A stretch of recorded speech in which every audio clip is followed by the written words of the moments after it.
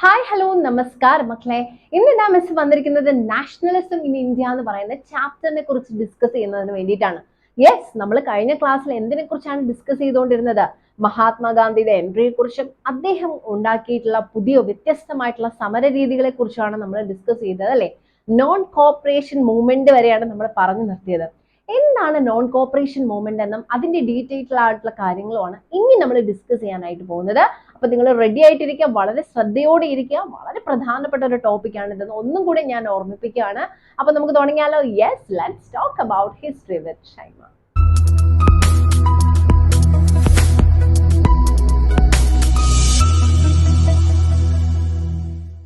അങ്ങനെ നമ്മൾ കഴിഞ്ഞ ക്ലാസ്സിൽ നോൺ കോപ്പറേഷൻ മൂവ്മെന്റിനെ കുറിച്ച് കുറച്ചൊക്കെ പറഞ്ഞിട്ടുണ്ടായിരുന്നു അല്ലെ. എന്താണ് നോൺ കോപ്പറേഷൻ മൂവ്മെന്റ് എന്ന് പറയുന്നത്? അതായത് നമ്മുടെ ഇന്ത്യയിലെ ലക്ഷക്കണക്കിന് ജനങ്ങള് സമാധാനപരവും അഹിംസാത്മകവുമായിട്ട് ബ്രിട്ടീഷ് ഗവൺമെന്റിനെതിരെ ആഞ്ഞടിച്ചിട്ടുള്ള ഒരു ജനകീയ പ്രസ്ഥാനമായിരുന്നു നോൺ കോപ്പറേഷൻ മൂവ്മെന്റ് എന്ന് പറയുന്നത്. അപ്പോൾ നോൺ കോപ്പറേഷൻ മൂവ്മെന്റ് എങ്ങനെയാണ് ഇന്ത്യയിലെ വിവിധ ഭാഗങ്ങളിലുള്ള ജനങ്ങൾ ഉൾക്കൊണ്ടത്, അത് നോക്കിക്കണ്ടത് എന്ന് നമ്മൾ നോക്കാനായിട്ട് പോവാണ്. Different strands within the movement എന്നുള്ളതാണ് ഇന്നത്തെ നമ്മുടെ topic. The non-cooperation Khilafat movement began in January 1921. അപ്പോൾ ഈ നോൺ കോപ്പറേഷൻ ഖിലാഫത്ത് മൂവ്മെന്റ് എന്ന് എടുത്ത് പറഞ്ഞത് കൊണ്ട് നിങ്ങൾക്ക് കൺഫ്യൂഷൻ ഒന്നും ഉണ്ടാവണ്ട. രണ്ടും സെയിം സാധനം തന്നെയാണ്. അതായത് നമുക്കറിയാം ഖിലാഫത്ത് പ്രസ്ഥാനവും കൂടി മഹാത്മാഗാന്ധിയുടെ പ്രസ്ഥാനവുമായിട്ട് യോജിച്ചത് കൊണ്ടാണ് ഇങ്ങനെ എടുത്ത് പറയുന്നത്. അപ്പോൾ ഇത് ആരംഭിച്ചത് ജനുവരിയിൽ 1921. ഈ ഒരു ഇയർ വളരെ പ്രധാനപ്പെട്ട ഒരു വർഷമാണ് കേട്ടോ. Various social groups participated in this movement. നമുക്കറിയാം ഇന്ത്യ പോലുള്ള ഒരു വലിയ രാജ്യത്ത് പല തരത്തിലുള്ള സോഷ്യൽ ഗ്രൂപ്പ്സുകളുണ്ട് അല്ലെ. ഇവരെല്ലാവരും തന്നെ ഡയറക്റ്റ് ആയിട്ട് പങ്കെടുത്തിട്ടുള്ള ഒരു പ്രസ്ഥാനം കൂടിയായിരുന്നു ഈ നോൺ കോപ്പറേഷൻ മൂവ്മെന്റ് എന്ന് പറയുന്നത്. All of them responded to the call of Swaraj, but the term mean different things to different people. അതായത് ജനങ്ങൾക്ക് എല്ലാവർക്കും തന്നെ സ്വരാജ് എന്ന് പറയുന്ന ആശയം അത് വേണമെന്നാണ് അവരുടെ എല്ലാവരുടെയും അടിസ്ഥാനമായിട്ടുണ്ടായിരുന്നത്. പല ഗ്രൂപ്പുകളും പല രീതിയിലാണ് മഹാത്മാഗാന്ധി മുന്നോട്ട് വെച്ചിട്ടുള്ള ഈ ഒരു സ്വരാജ് എന്ന് പറയുന്ന ആശയത്തെ നോക്കിക്കണ്ടത്. അത് എങ്ങനെയാണ് എന്നാണ് ഇനി നമ്മൾ ഡീറ്റെയിൽ ആയിട്ട് നോക്കുന്നത് കേട്ടോ. The movement in the towns, എങ്ങനെയാണ് നഗരഭാഗങ്ങളിലുള്ള ജനങ്ങൾ നോൺ കോപ്പറേഷൻ മൂവ്മെന്റിനെ നോക്കിക്കണ്ടത് എന്നാണ് നമ്മൾ ഫസ്റ്റ് ഡിസ്കസ് ചെയ്യാനായിട്ട് പോകുന്നത്. The movement started with middle class participation in the cities. നഗരപ്രദേശങ്ങളിലൊക്കെ കൂടുതലും മിഡിൽ ക്ലാസ് ഫാമിലീസ് ആയിരിക്കും അവിടെ ഉണ്ടാവുക. അവരുടെ ഇടയിലേക്ക് വളരെ പെട്ടെന്ന് തന്നെ ഗാന്ധിജി ഉദ്ദേശിച്ച പോലെ തന്നെയാണ് അവരും ഈ ഒരു സ്വരാജ് എന്ന് പറയുന്ന ആശയം നോക്കിക്കണ്ടതെന്ന് നമുക്ക് പിന്നീട് അവരുടെ പ്രവർത്തനങ്ങൾ കാണുമ്പോൾ മനസ്സിലാക്കാനായിട്ട് സാധിക്കും. Thousands of students left government controlled schools and colleges. Headmasters and teachers resigned. Lawyers gave up their legal practices. അതായത് ആയിരക്കണക്കിന് സ്റ്റുഡൻസ് ആണ് സ്കൂളുകളിൽ, ഗവൺമെന്റ് കൺട്രോൾഡ് ആയിട്ടുള്ള സ്കൂളുകളിൽ നിന്ന് കോളേജുകളിൽ നിന്നും ഇറങ്ങിപ്പോയത്. ഹെഡ് മാസ്റ്റേഴ്സും അതുപോലെ തന്നെ ടീച്ചേഴ്സ് എല്ലാം തന്നെ റിസൈൻ ചെയ്തു. ഗവൺമെന്റ് കൺട്രോൾഡ് ആയിട്ടുള്ള എല്ലാ സ്ഥാപനങ്ങളും അവർ ബഹിഷ്കരിക്കുകയാണ് ചെയ്തത്. ലോയേഴ്സ് ആവട്ടെ അവരും അവരുടെ കോടതിയൊക്കെ ബഹിഷ്കരിച്ച പ്രാക്ടീസ് ഒക്കെ ബഹിഷ്കരിച്ചുകൊണ്ട് നിർത്തലാക്കിയിട്ട് തിരിച്ചു വരികയാണ് ചെയ്തത്. അതോടൊപ്പം തന്നെ ദ കൗൺസിൽ ഇലക്ഷൻസ് വെയർ ബോയ്കോട്ടഡ്. പ്രധാനപ്പെട്ട ഇലക്ഷൻസിന്റെ കാര്യങ്ങളെല്ലാം തന്നെ ബോയ്കോട്ട് ചെയ്യുകയാണ് ചെയ്തത്. പക്ഷേ ഇവിടെ ഒരു കാര്യം പറയുന്നുണ്ട്, എക്സെപ്റ്റ് മദ്രാസ് റെസിഡൻസി എന്ന് പറയുമ്പോൾ നോൺ ബ്രാഹ്മിൻസിന്റെ ജസ്റ്റിസ് പാർട്ടി എന്ന് പറയുന്ന ഒരു പാർട്ടിയാണ് അവിടെ ഭരിച്ചുകൊണ്ടിരുന്നത്. അപ്പോൾ ഈ ഒരു എലക്ഷൻസിന് അവര് ബോയ്കോട്ട് ചെയ്യാനായിട്ട് മുന്നോട്ട് വന്നില്ല. അതിന് കാരണമെന്ന് പറയുന്നത് അവർക്ക് കുറച്ചെങ്കിലും വാല്യൂ കിട്ടണമെങ്കിൽ, കുറച്ചെങ്കിലും അവർക്ക് പവർ ഉണ്ടെങ്കിലേ പറ്റുള്ളൂ എന്ന് അവരുടെ ഒരു അഭ്യർത്ഥന ഉണ്ടായിരുന്നു. അതുകൊണ്ട് അവരോട് നിർബന്ധിച്ചതൊന്നുമില്ല. അതുകൊണ്ട് തന്നെ അവർ ഇതിൽ നിന്ന് മാറി നിൽക്കുകയാണ് ചെയ്തത്. Foreign goods were boycotted. വിദേശ നിർമ്മിതമായിട്ടുള്ള സാധനങ്ങളെല്ലാം തന്നെ ജനങ്ങൾ ബഹിഷ്കരിച്ചു. ലിക്കർ ഷോപ്സ് പിക്കറ്റ് ചെയ്തു. അതായത് വിദേശ മദ്യശാലകളെല്ലാം തന്നെ ജനങ്ങൾ കൈകാര്യം ചെയ്ത് അത് അടച്ചു പൂട്ടുകയാണ് ചെയ്തത്. Foreign clothes burned. കൂട്ടത്തോടെ ഫോറിൻ വസ്ത്രങ്ങളെല്ലാം തന്നെ ജനങ്ങൾ കത്തിച്ചു കളയാണ് ചെയ്തത്. Merchants and traders refused to trade in foreign goods. കച്ചവടക്കാരും അതുപോലെ തന്നെ വ്യാപാരികളും ഈ ഫോറിൻ ഗുഡ്സ് കച്ചവടം ചെയ്യുന്നതിലും വ്യാപാരം ചെയ്യുന്നതിൽ നിന്ന് പിന്മാറുകയാണ് ചെയ്തത്. People began discarding imported clothes and wearing only Indian clothes. നമ്മുടെ സാധാരണക്കാരായിട്ടുള്ള ജനങ്ങള് വിദേശ നിർമ്മിത വസ്ത്രങ്ങളെല്ലാം തന്നെ ബഹിഷ്കരിച്ചുകൊണ്ട് ഇന്ത്യയിൽ മാത്രം ഉൽപ്പാദിപ്പിക്കുന്ന വസ്ത്രങ്ങൾ ഉപയോഗിക്കാൻ തുടങ്ങി. അതിന്റെ ഫലമായിട്ട് production of Indian textile mills and handlooms went up. ബ്രിട്ടീഷുകാരുടെ മില്ലുകൾ വന്നതോടുകൂടി ഒരു വിഷമഘട്ടത്തിൽ ഇരുന്ന നമ്മുടെ ഇന്ത്യയിലെ പ്രൊഡക്ഷൻസ് ടെക്സ്റ്റൈൽസിന്റെ കാര്യത്തിൽ ഇത് 10 മടങ്ങ് ഉൽപാദനം വർദ്ധിക്കുകയും ഹാൻഡ്ലൂംസും അതുപോലെ ഖാദി വസ്ത്രങ്ങളും എല്ലാം തന്നെ ഭയങ്കരമായിട്ട് ഡിമാൻഡ് ഉള്ള സാധനങ്ങളായിട്ട് മാറാൻ തുടങ്ങി. അപ്പോൾ ഇതാണ് ടൗൺ സൈഡിലെ നോൺ കോപ്പറേഷൻ മൂവ്മെന്റ് എന്ന് പറയുന്നത്. എങ്ങനെയാണ് ഇവിടുത്തെ ജനങ്ങൾ നോക്കിക്കണ്ടതെന്ന് ഇപ്പൊ നിങ്ങൾക്ക് മനസ്സിലായില്ലേ? അപ്പോൾ തുടക്കത്തിൽ ഭയങ്കര ആവേശത്തിലായിരുന്നു ജനങ്ങൾ എല്ലാവരും തന്നെ, പ്രത്യേകിച്ച് മിഡിൽ ക്ലാസ് പീപ്പിൾ എന്ന് പറയുന്നത്. പക്ഷെ തുടക്കത്തിൽ കണ്ട ആവേശം നമുക്ക് പിന്നീട് അങ്ങോട്ട് പോകുമ്പോൾ കുറയുന്നതായിട്ട് കാണാൻ സാധിക്കും. പ്രധാനമായിട്ടും ഇവരെ സംബന്ധിച്ചിടത്തോളം 2 പ്രശ്നങ്ങളായിരുന്നു ഉണ്ടായിരുന്നത്. അതെന്തൊക്കെയാണെന്ന് നമുക്കിനി നോക്കാം. The movement gradually slow down. എന്തുകൊണ്ടാണ് ഈ ഒരു മൂവ്മെന്റ് ടൗൺ സൈഡിൽ ഭയങ്കരമായിട്ട് സ്ലോ ആവാൻ തുടങ്ങിയതിനുള്ള കാരണമാണ് നമ്മൾ നോക്കുന്നത്. Khadi cloth was often expensive and poor people could not afford to buy it. ഏറ്റവും പ്രധാനപ്പെട്ട പ്രശ്നം നമ്മൾ പറഞ്ഞായിരുന്നു, വിദേശ നിർമ്മിതമായിട്ടുള്ള വളരെ ചീപ്പായിട്ടുള്ള വിലയ്ക്ക് കിട്ടിക്കൊണ്ടിരുന്ന വസ്ത്രങ്ങളെല്ലാം തന്നെ ജനങ്ങൾ ബഹിഷ്കരിച്ചതോടുകൂടി ആദ്യഘട്ടങ്ങളിലൊന്നും അവർക്ക് അത് മെയിൻറ്റെയിൻ ചെയ്ത് വന്നെങ്കിലും പിന്നീട് ജനങ്ങളെ സംബന്ധിച്ചിടത്തോളം പറയുകയാണെങ്കിൽ അവർക്ക് വസ്ത്രങ്ങളൊന്നും വില കൊടുത്ത് വാങ്ങിക്കേണ്ട ഒരു അവസ്ഥയാണ് വന്നത്. ഭയങ്കരമായിട്ടുള്ള വില ഖാദിക്ക് കുതിച്ചുയരാൻ തുടങ്ങിയതോടുകൂടി അവർക്ക് പുവർ പീപ്പിളിനെ സംബന്ധിച്ചിടത്തോളം ഇത് അവർക്ക് അഫോർഡ് ചെയ്യാൻ പറ്റാത്തൊരവസ്ഥ വന്നപ്പോൾ ഗ്രാജുവലി ജനങ്ങൾക്ക് ഈ ഒരു ആവേശം കുറയാനായിട്ട് തുടങ്ങി. രണ്ടാമതായിട്ട് ഇതിന് അതായത് കോളേജുകളിൽ നിന്നും സ്കൂളുകളിൽ നിന്നും ലോയേഴ്സും എല്ലാവരും തന്നെ അവരുടെ ജോലി വിട്ടിട്ട് തിരിച്ചു വന്നപ്പോൾ അവർക്കൊരു ആൾട്ടർനേറ്റീവ് ആയിട്ടുള്ള ഒരു പരിഹാരം അവിടെ കണ്ടുവച്ചിരുന്നില്ല. മഹാത്മാഗാന്ധി ആയിക്കോട്ടെ, മറ്റ് നേതൃത്വം വഹിക്കുന്ന ആളുകളൊന്നും തന്നെ ഇതിനൊരു പകരം എന്ത് ചെയ്യും എന്നുള്ളതിനൊരു പരിഹാരം അവർ കണ്ടെത്തി വെച്ചിട്ടില്ലായിരുന്നു. അതുകൊണ്ട് തന്നെ students and teachers began to trickling back to the government schools and lawyers joined back work in government courts. അതുകൊണ്ട് തന്നെ കുറച്ച് നാളുകൾക്ക് ശേഷം അവർക്ക് വേറെ വഴിയില്ല എന്ന് കണ്ടപ്പോൾ ഈ പറയുന്ന ഉദ്യോഗസ്ഥരെല്ലാം തന്നെ തിരിച്ച് ആ ഗവൺമെന്റ് ഇൻസ്റ്റിറ്റ്യൂഷൻസിൽ പോയി ജോയിൻ ചെയ്യുന്നത് നമുക്ക് കാണാനായിട്ട് സാധിക്കും. അപ്പോൾ ഇതിൽ നിന്ന് നമുക്കൊരു കാര്യം മനസ്സിലായി, നോൺ കോപ്പറേഷൻ മൂവ്മെന്റ് എന്ന് പറയുന്നത് വളരെ മാസീവായിട്ട് ജനങ്ങളുടെ ഇടയിലേക്ക് ഇത് ഇറങ്ങി ചെന്നെങ്കിലും പല തരത്തിലും കുറച്ച് നാൾ കഴിഞ്ഞപ്പോൾ ആളുകൾക്ക് ഇതിൽ നിന്ന് പിന്മാറേണ്ട ഒരു അവസ്ഥ വരികയാണ് ചെയ്തത്. ഇനി നമ്മൾ ഡിസ്കസ് ചെയ്യാൻ പോകുന്നത് ഗ്രാമപ്രദേശങ്ങളിൽ കൺട്രി സൈഡിൽ എങ്ങനെയാണ് നോൺ കോപ്പറേഷൻ മൂവ്മെന്റും അതുപോലെ തന്നെ സ്വരാജ് എന്ന് പറയുന്ന ആ ടേമും ജനങ്ങൾ ഉൾക്കൊണ്ടത് എന്നാണ് ഇനി നമ്മൾ ഡിസ്കസ് ചെയ്യാനായിട്ട് പോകുന്നത്. ഓക്കെ, ഇവിടെ നമ്മൾ പറയുന്നത് ഔദ് എന്ന് പറയുന്ന സ്ഥലത്തെ കർഷക പ്രക്ഷോഭവുമായിട്ട് ബന്ധപ്പെടുത്തിയാണ് നമ്മൾ ആദ്യം ഡിസ്കസ് ചെയ്യുന്നത്. The peasants movement in Awadh was led by Baba Ramchandra. He was a sannyasi who had earlier worked in Fiji, was as an indirect laborer. തൊഴിലുറപ്പ് തൊഴിലാളിയായിട്ട് മുന്നോട്ട് വന്നിട്ടുള്ള ഒരു ലീഡർ ആയിരുന്നു ഈ പെസൻസിന് അവിടെ ഉണ്ടായിരുന്നത്. ബാബ രാംചന്ദ്ര എന്ന് പറയുന്നതായിരുന്നു അദ്ദേഹത്തിന്റെ പേരെന്ന് പറയുന്നത്. ഇദ്ദേഹമായിരുന്നു ഈ ഒരു പ്രക്ഷോഭത്തിന് നേതൃത്വം വഹിച്ച ആളെന്ന് പറയുന്നത്.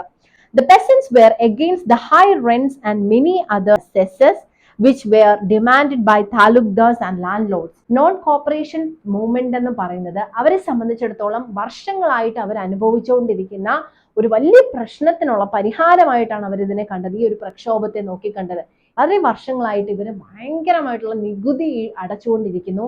അതോടൊപ്പം തന്നെ അവർ വർഷങ്ങളായിട്ട് ബെഗർ സിസ്റ്റത്തിന് അടിമപ്പെട്ടുകൊണ്ടിരിക്കുകയാണ്. എന്താണ് ബെഗർ സിസ്റ്റം എന്ന് പറഞ്ഞാൽ കൂലി ഇല്ലാണ്ട് ജോലി ചെയ്യുന്ന രീതിയായിരുന്നു അവർക്ക് അവിടെ ഉണ്ടായിരുന്നത്. അതിനെ അവർ ബെഗർ സിസ്റ്റം എന്നാണ് ഗവൺമെന്റ് വിളിച്ചിരുന്നത്. ഈ ഒരു സിസ്റ്റത്തിനെതിരെ ആഞ്ഞടിക്കാനുള്ള ഒരു അവസരമായിട്ടാണ് അവർ ഈ ഒരു പ്രസ്ഥാനത്തെ നോക്കിക്കണ്ടത്. അതുകൊണ്ട് തന്നെ ജനങ്ങൾ എല്ലാവരും ഭയങ്കരമായിട്ട് രോഷാകുലരായിക്കൊണ്ടിരിക്കുന്ന ഒരു വേളയിലാണ് ഗാന്ധിജിയുടെ ഈ ആഹ്വാനവും കൂടി കിട്ടിയത്. അതുകൊണ്ട് തന്നെ അവർ വളരെ ധൈര്യപൂർവ്വം ഈ ഒരു പ്രക്ഷോഭത്തിന് നേതൃത്വം വഹിക്കുകയാണ് ചെയ്തത്. അവർക്ക് ഇത്ര മാത്രമേ ഡിമാൻഡ് ഉണ്ടായിരുന്നുള്ളൂ, അവരുടെ ആ ഒരു നികുതി അത് എത്രയും പെട്ടെന്ന് നിർത്തലാക്കുക, ബെഗർ സിസ്റ്റം അവസാനിപ്പിക്കുക, അവരെ അടിച്ചമർത്താൻ ശ്രമിച്ചുകൊണ്ടിരിക്കുന്ന ലാൻഡ് ഓണേഴ്സിനെ അവർക്ക് തിരിച്ച് പ്രതികരിക്കുക, അതൊക്കെയായിരുന്നു അവരുടെ പ്രധാനപ്പെട്ട ലക്ഷ്യം എന്ന് പറയുന്നത്. The peasants demand reduction of revenue, abolition of the beggar system and the boycott of oppressive landowners. ഇത്രയും കാര്യങ്ങളാണ് ഈ കർഷകരെ സംബന്ധിച്ചിടത്തോളം ഈ ഒരു നോൺ കോപ്പറേഷൻ മൂവ്മെന്റിലൂടെ അവർ ഉദ്ദേശിച്ചത്. In 1920 October, Audh Kisan Sabha was set up by Jawaharlal Nehru. അതായത് 1920 ഒക്ടോബർ മാസം ആയപ്പോഴേക്കും ജവഹർലാൽ നെഹ്റു, ഇന്റർനാഷണൽ കോൺഗ്രസിന്റെ നേതൃത്വം വഹിക്കുന്ന ജവഹർലാൽ നെഹ്റു ഇവരുടെ പ്രശ്നങ്ങൾ പഠിക്കുന്നതിന് വേണ്ടിയിട്ട് അദ്ദേഹം ഒരുപാട് കർഷകരെ ഒരുമിപ്പിച്ചുകൊണ്ട് നിങ്ങളുടെ പ്രശ്നത്തിന് പരിഹാരം ഉണ്ടാക്കാമെന്നുള്ളൊരു ഉറപ്പോടുകൂടി അദ്ദേഹം ഒരു പ്രസ്ഥാനം രൂപീകരിക്കുകയാണ്. അതാണ് ഔദ് കിസാൻ സഭ എന്നുള്ള പേരിൽ അറിയപ്പെടുന്നത്. ഇത് ആരുടെ നേതൃത്വത്തിലാണ്? ജവഹർലാൽ നെഹ്റുവും അതോടൊപ്പം തന്നെ ബാബ രാംചന്ദ്രയുമാണ് ഇതിന് നേതൃത്വം വഹിച്ചതെന്ന് പറയുന്നത്. പക്ഷേ ഗ്രാജുവലി നമുക്ക് ഇവിടെയും കാണാൻ സാധിക്കുന്നത് നോൺ വയലൻസ് എന്ന് പറയുന്ന ഒരു സംഭവം അവർ വിട്ടുപോവുകയാണ് ചെയ്തത്. പലതരത്തിലും അവരെ ബുദ്ധിമുട്ടിച്ചുകൊണ്ടിരിക്കുന്ന ലാൻഡ് ഓണേഴ്സിനെ അവർ അറ്റാക്ക് ചെയ്യുന്നത് നമുക്ക് കാണാൻ സാധിക്കും, ഈ പെസൻസ്. അതുകൊണ്ട് തന്നെ ഇന്ത്യൻ നാഷണൽ കോൺഗ്രസിന് വളരെ വലിയൊരു അതൃപ്തി ഈ കർഷകരുടെ ഉണ്ടായി. അപ്പോൾ ഇങ്ങനെയാണ് നമുക്ക് കൺട്രി സൈഡിൽ, പ്രത്യേകിച്ച് കർഷകരുടെ ഇടയിൽ എങ്ങനെയാണ് ഈ നോൺ കോപ്പറേഷൻ മൂവ്മെന്റ് വന്നതെന്ന് നമുക്ക് മനസ്സിലായല്ലോ. ഇനി നമ്മൾ ഡിസ്കസ് ചെയ്യാൻ പോകുന്നത് ട്രൈബൽ പെസൻസിന്റെ കാര്യമാണ് കേട്ടോ. അതായത് ഗോത്രവർഗ വിഭാഗങ്ങളുടെ ഇടയിൽ നോൺ കോപ്പറേഷൻ മൂവ്മെന്റ് എങ്ങനെയാണ് അവർ നോക്കിക്കണ്ടതെന്നാണ്. Tribal peasants gave their own interpretation of Mahatma Gandhi and the idea of swaraj. നമുക്കറിയാം ട്രൈബൽ ജനങ്ങള് അവരുടേതായ ഒരു ഇന്റർപ്രിട്ടേഷൻസ് ആണ് സ്വരാജ് എന്ന് പറയുന്ന ആശയത്തോടും മഹാത്മാഗാന്ധിയോടും അവർ കാണിച്ചത്. The tribals were prevented from entering forests to graze cattle or to collect fruits and firewood. അതായത് ട്രൈബൽസിനെ സംബന്ധിച്ചിടത്തോളം പറയുകയാണെങ്കിൽ എല്ലാം ഫോറസ്റ്റ് ആണല്ലോ, പക്ഷേ പലതരത്തിലുള്ള നിയമങ്ങളിലൂടെ അവർക്ക് ആ ഫോറസ്റ്റിലോട്ട് എൻട്രി ചെയ്യുന്നതിനും മറ്റുമൊക്കെ തടസ്സങ്ങൾ ഗവൺമെന്റ് ഉണ്ടാക്കി വെച്ചിരുന്നു. The new forest laws were a threat to their livelihood. ആ പുതിയ തരത്തിലുള്ള നിയമങ്ങൾ ജനങ്ങളുടെ ജീവിതം ദുരിതപൂർണ്ണമാക്കിക്കൊണ്ടിരിക്കുന്ന ഒരു വേളയായിരുന്നു. The government forced them to do the beggar on road construction. ജനങ്ങളെ, ഈ ട്രൈബൽ പീപ്പിളിനെ ഫോറസ്റ്റിൽ നിന്നും പുറത്തു ചാടിച്ചിട്ട് അവരുടെ ആവശ്യങ്ങൾക്ക് വേണ്ടി യൂസ് ചെയ്യാനാണ് ബ്രിട്ടീഷ് ഗവൺമെന്റ് നനച്ചത്. അതായത് ബെഗർ സിസ്റ്റം, അതായത് ജോലി ചെയ്തിട്ട് കൂലിയില്ലാത്തൊരു സിസ്റ്റം, റോഡ് കൺസ്ട്രക്ഷൻ പരിപാടിയിൽ ഇവരെ ഉൾപ്പെടുത്താന്നൊക്കെ ഉള്ള ഒരു ചിന്തയായിരുന്നു ഗവൺമെന്റിന് ഇവരിലൂടെ നേടാനായിട്ട് അവർ പ്ലാൻ ചെയ്തിരുന്നത്. ഇങ്ങനെ ഇരിക്കുന്ന സമയത്ത് പ്രത്യേകിച്ച് ട്രൈബൽ പീപ്പിളിനെ സംബന്ധിച്ചിടത്തോളം അവർക്ക് ഈ നോൺ വയലൻസ് എന്ന് പറയുന്ന ആശയത്തോട് യോജിക്കാനേ സാധിക്കില്ല. അതുകൊണ്ട് തന്നെ ഇന്ത്യൻ നാഷണൽ കോൺഗ്രസുമായിട്ട് ഇവര് വലിയ സ്വരച്ചേർച്ചയിലായിരുന്നില്ല. ഇവർ എത്ര പറഞ്ഞിട്ടും അവർക്ക് മനസ്സിലാക്കാൻ പറ്റാത്ത ഒരു സാഹചര്യമായിരുന്നു ഇവരുടെ ഭാഗത്തു നിന്നുണ്ടായത്. അവർ ഒളിഞ്ഞും മറിഞ്ഞുമുള്ള ഗൊറില്ല യുദ്ധമുറകൾ പരിശീലിച്ച ആളുകളായിരുന്നു ഈ ട്രൈബൽ പീപ്പിൾ എന്ന് പറയുന്നത്. അവർ പലതരത്തിലും അറ്റാക്ക് ചെയ്യാനായിട്ട് അവർ ശ്രമിച്ചു. ഇത് തടഞ്ഞെങ്കിലും ഇന്ത്യൻ നാഷണൽ കോൺഗ്രസിന്റെ ആശയങ്ങളുമായിട്ട് ചേർന്ന ഒരു പ്രവൃത്തി ആയിരുന്നില്ല ശരിക്കും ഈ ട്രൈബൽ പെസൻസിന് ഉണ്ടായിരുന്നത്. ഇങ്ങനെ ഇരിക്കുന്ന വേളയിലാണ് അവിടെ ഒരു വ്യക്തി വരുന്നത്. അദ്ദേഹത്തിന്റെ പേര് ഇതാണ്, അല്ലൂരി സീതാരാമ എന്ന് പറയുന്ന ഒരു പുതിയ ആളായിട്ട് ഒരാൾ ഇവിടെ വരുവാണ്. അദ്ദേഹം വന്നിട്ട് അദ്ദേഹം പറയുന്നത് എങ്ങനെയാണ്, he claimed that he had A variety of special power like making astrological predictions, healing people and surviving bullet shots. Alluri Sitaram എന്ന് പറയുന്ന അദ്ദേഹം ഇവരുടെ ഇടയിലേക്ക് വരികയും ഇവരൊരു ആത്മീയ നേതാവാണ്, ഞാനൊരു ദൈവമാണ്, എനിക്ക് ഒരുപാട് സ്പെഷ്യൽ പവേഴ്സ് ഉണ്ട്, സൂപ്പർ പവർ ഉണ്ട്, ജ്യോതിഷപരമായിട്ട് എനിക്ക് ഒരുപാട് കാര്യങ്ങൾ പ്രവചിക്കാനായിട്ട് സാധിക്കും, ബ്രിട്ടീഷുകാരുടെ ബുള്ളറ്റ് നിസ്സാരമായിട്ട് എനിക്കിത് തരണം ചെയ്യാനായിട്ടൊക്കെ ഉള്ള കഴിവുണ്ട് എന്നൊക്കെയാണ് അദ്ദേഹം അവിടുത്തെ ജനങ്ങളെ പറഞ്ഞു വിശ്വസിപ്പിച്ചത്. അല്ലൂരി സീതാരാമ രാജുവിനെ സംബന്ധിച്ചിടത്തോളം the rebels proclaimed him as an incarnation of God. അതായത് ദൈവത്തിന്റെ ഒരു പ്രതിപുരുഷനായിട്ടാണ് അവിടുത്തെ റബൽസ് അദ്ദേഹത്തെ നോക്കി കണ്ടതെന്ന് പറയുന്നത്. Raju was inspired by Gandhiji's non cooperation movement. അതാണ് ഇവിടുത്തെ പ്രധാനപ്പെട്ട കാര്യം. ഈ ഒരു ലീഡറിന് മഹാത്മാഗാന്ധിയുടെ നോൺ കോപ്പറേഷൻ മൂവ്മെന്റുമായിട്ട് വളരെ വലിയൊരു പ്രതിബദ്ധത അദ്ദേഹത്തിന് ഉണ്ടായിരുന്നു. He persuaded people to wear khadi and give up drinking. അദ്ദേഹം ജനങ്ങളുടെ അടുത്ത് ആഹ്വാനം ചെയ്യുകയാണ്, നിങ്ങൾ ഖാദി വസ്ത്രങ്ങൾ ധരിക്കണമെന്ന് അദ്ദേഹം സപ്പോർട്ട് കൊടുത്തു. But at the same time he asserted that India could be liberated only by the use of force, not non violence. He used guerrilla warfare for achieving swaraj. അഹിംസയിലൂടെ നമുക്ക് സ്വാതന്ത്ര്യം കിട്ടുമെന്ന ഒരു പ്രതീക്ഷ അദ്ദേഹത്തിന് ഉണ്ടായിരുന്നില്ല.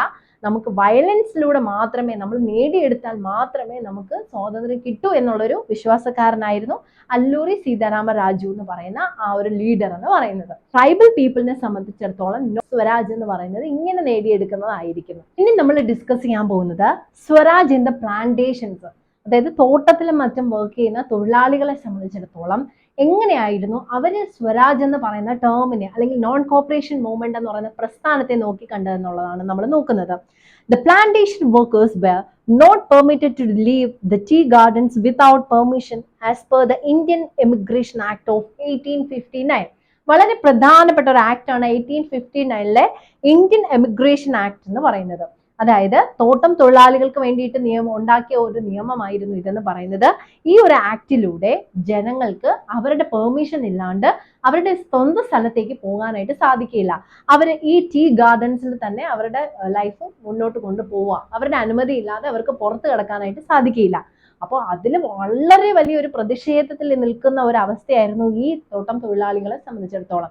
അവർക്ക് അവരുടെ സ്വന്തം വീട്ടിലേക്ക് പോകാനുള്ള അനുമതി പോലും നിഷേധിച്ചിരിക്കുന്ന ഒരു വേളയിലാണ് ഗാന്ധിജിയുടെ നോൺ കോപ്പറേഷൻ മൂവ്മെന്റിനെ കുറിച്ച് അവർ കേൾക്കുന്നത്. When the news of non-cooperation movement spread to the plantations, many workers began to defy the authorities. ഇതങ്ങോട്ട് കേട്ടതും അവർക്ക് എന്തെന്നില്ലാത്തൊരു കോൺഫിഡൻസ് വരികയും അവരുടെ അതോറിറ്റിയൊക്കെ വകവെക്കാണ്ട് അവർ അവിടെ നിന്നും സ്വന്തം വീടുകളിലേക്ക് പോകാനായിട്ട് സ്റ്റാർട്ട് ചെയ്യുകയും ചെയ്തു. They left plantations and headed towards their homes. ഇത് കേൾക്കേണ്ട താമസം അവരങ്ങോട്ട് ഇറങ്ങി പുറപ്പെടുകയാണ് ചെയ്തത്. പക്ഷേ but they got stranded on the way because of railway and streaming strike. നമുക്കറിയാം എല്ലാ ജനങ്ങളും പലതരത്തിലുള്ള സ്ട്രൈക്കിൽ ഏർപ്പെട്ടുകൊണ്ടിരിക്കുകയാണല്ലോ. അതുകൊണ്ട് തന്നെ അവർക്ക് പോകുന്ന വഴിയിൽ പല തടസ്സങ്ങൾ ഉണ്ടായിരുന്നു. റെയിൽവേയും മറ്റുമൊക്കെ സ്ട്രൈക്ക് കാരണം നിർത്തി വെച്ചിരിക്കുന്ന ഒരു അവസ്ഥയിൽ ഇവർക്ക് കുറെ ദൂരം മുന്നോട്ട് പോകാനായിട്ട് സാധിച്ചില്ല. They were caught by the police and brutally beaten up. അവർ പോലീസിന്റെ പിടിയിലാവുകയാണ് ചെയ്തത്. വളരെ എളുപ്പത്തിൽ തന്നെ അവർക്ക് അവരെ കീഴ്പ്പെടുത്താനായിട്ട് സാധിച്ചു. ഭയങ്കരമായിട്ട് അവരെ മർദ്ദിക്കുകയാണ് ചെയ്തത്. ഇതാണ് പ്ലാന്റേഷൻസിലെ ജനങ്ങളെ സംബന്ധിച്ചിടത്തോളം നോൺ കോപ്പറേഷൻ മൂവ്മെന്റിനെ അവർ നോക്കിക്കണ്ടത്. അപ്പോൾ നിങ്ങൾക്ക് എല്ലാവർക്കും ഈ ഒരു നോൺ കോപ്പറേഷൻ മൂവ്മെന്റിന്റെ പ്രാധാന്യത്തെക്കുറിച്ചും ഗാന്ധിജി എന്താണ് ഇതിലൂടെ അർത്ഥമാക്കിയതെന്നും അത് എത്രത്തോളം ജനങ്ങൾക്ക് അത് മനസ്സിലായി അവർ അതിനു വേണ്ടി മുന്നിട്ട് വന്നു എന്നുള്ളതുമാണ് ഇന്ന് നമ്മൾ ഡിസ്കസ് ചെയ്തത് കേട്ടോ. അപ്പോൾ ഇതെല്ലാവർക്കും മനസ്സിലായെന്നാണ് വിശ്വസിക്കുന്നത്. എന്തെങ്കിലും ഡൗട്ട് ഉണ്ടെങ്കിൽ താഴെ കമന്റ് ആയിട്ട് പറയുക. അപ്പോൾ നിങ്ങൾ ആദ്യമായിട്ടാണ് എൻ്റെ ചാനൽ കാണുന്നതെങ്കിൽ തീർച്ചയായിട്ടും ലൈക്ക് ചെയ്യുക, ഷെയർ ചെയ്യുക, സബ്സ്ക്രൈബ് ചെയ്യുക. അതോടൊപ്പം തന്നെ നിങ്ങൾ നിങ്ങളുടെ ഫ്രണ്ട്സിന്റെ അടുത്തൊക്കെ എന്നെ കുറിച്ച് പറയുക കേട്ടോ. അപ്പോൾ നമുക്ക് അടുത്ത ക്ലാസ്സിൽ നോൺ കോപ്പറേഷൻ മൂവ്മെന്റ് ഇത് എങ്ങനെയാണ് ഗാന്ധിജി ഇത് കോൾ ഓഫ് ചെയ്യുകയാണ് ചെയ്തത്, എന്തുകൊണ്ടാണ് അദ്ദേഹം ഇത് തിരിച്ചു വിളിച്ചതെന്ന് നമ്മൾ നോക്കുന്നുണ്ട്. അതായത് ചൗരി ചൗര എന്ന് പറയുന്ന ഒരു വലിയൊരു പ്രശ്നം അവിടെ നടക്കുകയാണ് നമ്മുടെ ഇന്ത്യയിൽ. ഈ ഒരു സംഭവത്തിന് ശേഷം ജനങ്ങൾ വലിയ രീതിയിൽ പോലീസ് സ്റ്റേഷൻ ആക്രമിച്ച് അവിടുത്തെ 10-22 പോലീസുകാർക്കെതിരെ അവർ അറ്റാക്ക് ചെയ്യുകയും അവർ കൊല്ലപ്പെടുകയും ചെയ്തു. ഇതിന് മനം തോന്നുന്ന മഹാത്മാഗാന്ധി ഈ ഒരു പ്രസ്ഥാനം നിർത്തിവെക്കുകയാണ് ചെയ്തത്. അപ്പോൾ ഇനി നമ്മൾ ഡിസ്കസ് ചെയ്യാൻ പോകുന്നത് ഇതിന് ശേഷം മഹാത്മാഗാന്ധി എന്തൊക്കെ കാര്യങ്ങളാണ് ഇന്ത്യൻ ദേശീയ പ്രസ്ഥാനത്തിൽ ഉയർത്തി കൊണ്ടുവരാനായിട്ട് ചെയ്തിട്ടുള്ളത് എന്നുള്ളതാണ്. ഓക്കെ, അപ്പോൾ നമുക്ക് അടുത്ത ക്ലാസ്സിൽ നല്ലൊരു ടോപ്പിക്കുമായിട്ട് കാണാം. Thank you so much.